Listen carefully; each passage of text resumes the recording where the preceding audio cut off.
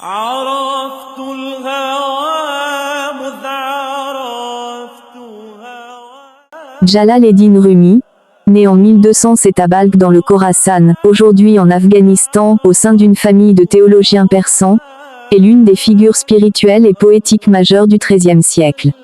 Sa vie fut marquée par la fuite de sa famille pour échapper au massacre mongol, ce qui le mena à s'installer à Konya, en Turquie actuelle, où il enseigna la jurisprudence et la loi canonique.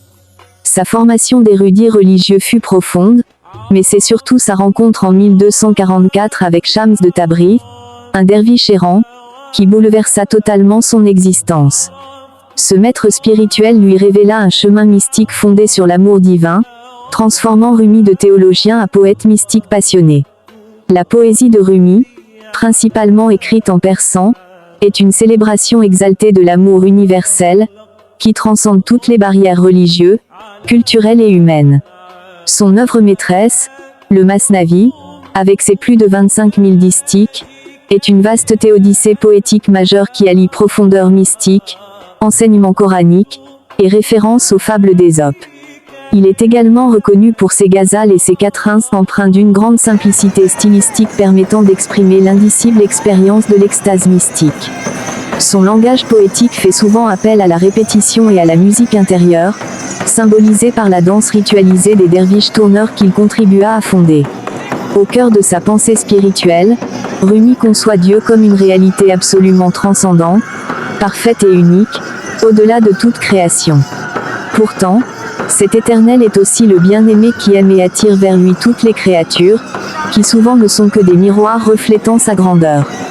L'amour, chez Rumi, est le principe fondamental reliant l'homme au divin, une force dynamique irrésistible qui tend à la fusion mystique de l'âme avec Dieu.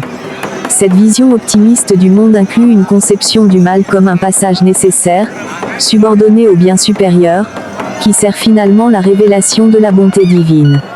Rumi demeure un phare spirituel universel dont l'héritage dépasse les frontières de l'islam pour toucher toutes les traditions humaines.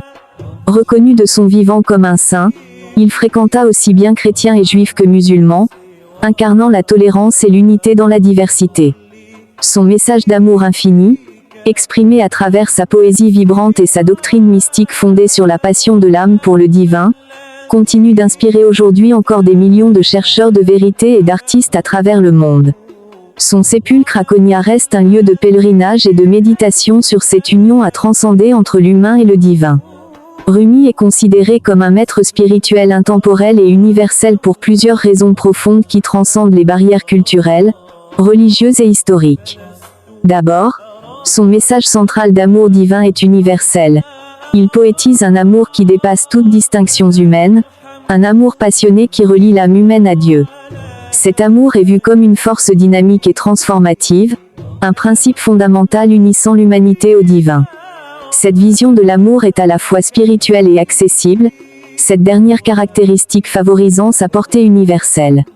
De plus, Rumi incarne un pont entre les cultures et les traditions. Il a reçu une formation islamique classique mais son œuvre dépasse largement le cadre religieux pour toucher une spiritualité universelle. Il accueille et valorise la diversité des croyances dans son entourage, ce qui contribue à son aura de maître spirituel ouvert et tolérant.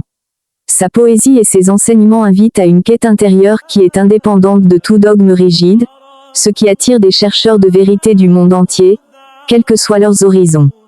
Rumi est aussi un guide spirituel qui élève l'esprit par la sagesse qu'il transmet à travers des métaphores poétiques, des actes symboliques comme la danse des derviches tourneurs, et des enseignements profonds sur la nature humaine, la patience et la transformation intérieure. Son approche valorise le savoir du cœur, l'intuition et l'expérience mystique directe plutôt que la simple raison ou la connaissance extérieure, ce qui fait de son enseignement une source d'inspiration vivante et actuelle. Enfin, son œuvre monumentale a traversé le temps, continuant d'influencer la littérature, la philosophie et la spiritualité dans le monde entier.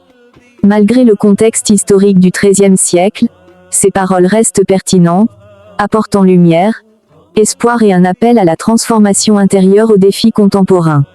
Ce legs intemporel fait de lui une figure spirituelle universelle qui attire depuis des siècles des millions d'âmes en quête de sens et d'unité. كنت أنادي